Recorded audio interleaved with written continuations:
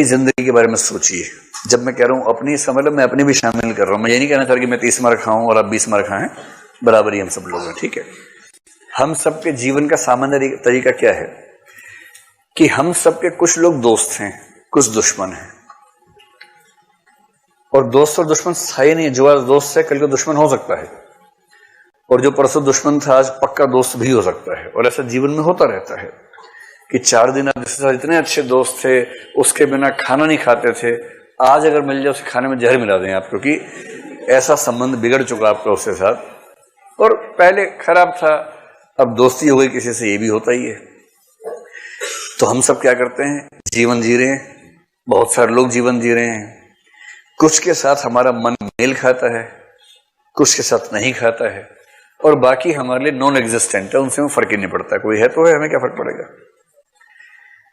तो कुछ के साथ अच्छे भाव, कुछ के साथ बुरे भाव, इसी तरह चलते रहते हैं। इसी को जीना कहते हैं। और जिस ज्ञान नहीं चल रहा है, सुनो पूरी बात को, मुझे लगा कोई बोला सही बात है ना।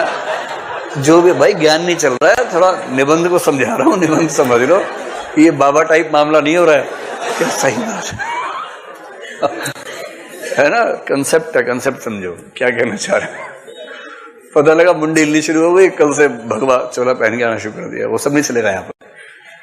तो वो कह रहे हैं कि ये जो सारा चलता है भावनाओं के क्षेत्र में, सहयोग और असहयोग वाला मामला, ये जिस भूगोल में चलता है उसी को हम जगत कह देते हैं, संसार कह देते हैं। और संसार में हर प्राणी की स्थिति यही है। अब वो कह रहे हैं कि दिक्कत यह है कि जब तक हमारी चेतना निम्न स्तर पे है, तब तक हम अपने आप को सबसे भिन्न मानते हैं, पृथक, मैं, अहम का भाव। ये ईगोइज्म जो है, ये बच्चों में बहुत ज्यादा होता है, बाद में धीरे धीरे कम होता है, लेकिन तब भी रहता है।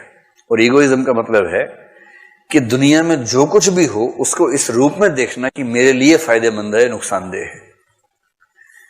जैसे बरसात का मौसम आया, अब डेंगू का सीजन आएगा, और कोई डॉक्टर बहुत खुश है, कह रहे डॉक्टर साहब बधाई हो, डेंगू आ रहा है, टीवी पे खबर आई 2 केस आ गए हैं, बस अब अगले 2 महीने जम के काम कर लो, फिर साल भर ऐश करना।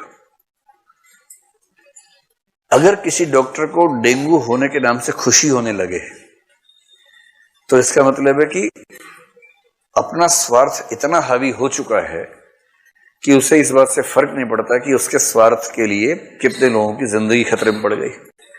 किसी भी क्षेत्र में अगर किसी भी ऐसी चीज में हमें सुख होने लगे जो दरअसल लोक दुख से जुड़ी है, तो चिंता की बात है।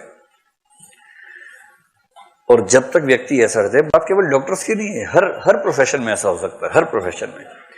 जैसे कोई वकील है जो शादी करवाना और तलाक करवाने का काम करता है, ये वाला केस देखता है, और उसने रिपोर्ट पढ़ी कि भारत में तलाक की दर 20% बढ़ी पिछले 1 साल में। बधाई, वकील साहब बहुत बढ़िया, अपना बिजनेस 20% बढ़ेगा अब, क्योंकि तलाक बहुत तेज बढ़ रहा है। बहुत बढ़िया, ऐसा ही बढ़ता रहे, मजा आ जाए।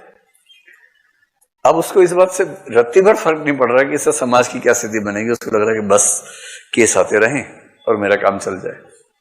किसी भी व्यवसाय में, किसी भी जीवन में, जैसे विद्यार्थी जीवन में ही आपको कंपटीशन एक व्यक्ति से है, एग्जाम के 1 दिन पहले उससे एक्सीडेंट हो गया, अगर भगवान ही चाहता है कि मैं टॉप करूं, ठीक ही हुआ, अगले साल देगा एग्जाम। अगर मन में ऐसे भाव आने लग जाते हैं, या जिससे आपको कंपटीशन है उसकी मौत होगी, बाई चांस मौत हो गई, और आपके मन में अगर खुशी का भाव आ गया इस बात को लेकर, 1 सेकंड के लिए भी अगर आ गया, तो शुक्ल जी उसी और संकेत कर रहे हैं कि इस संघर्ष में हम लोग खुद को दुनिया से अलग समझते हैं, एकदम पृथक अनुभूति कि मैं हूं, और इस पूरी दुनिया की हर घटना की व्याख्या मैं इस हिसाब से करूंगा कि मेरे फायदे में है या मेरे नुकसान में है। ये जो है ये क्षुद्र स्थिति है, बद्धावस्था है, बंधन की अवस्था है। लेकिन जब व्यक्ति इन चीजों से मुक्त हो जाता है, मैं के भाव से मुक्त होकर ये महसूस करने लगता है कि इस संपूर्ण जगत के अनंत हिस्सों में एक हिस्सा मैं भी हूं, कोई पृथक सत्ता नहीं है, संसार के एक अंश के रूप में मैं हूं। तब उसके मन में ये स्वार्थ भावना खत्म होने लगती है और अपने स्वार्थ से इस तरह की मुक्ति, इसको बोलते हैं मुक्तावस्था, मुक्त हो जाना।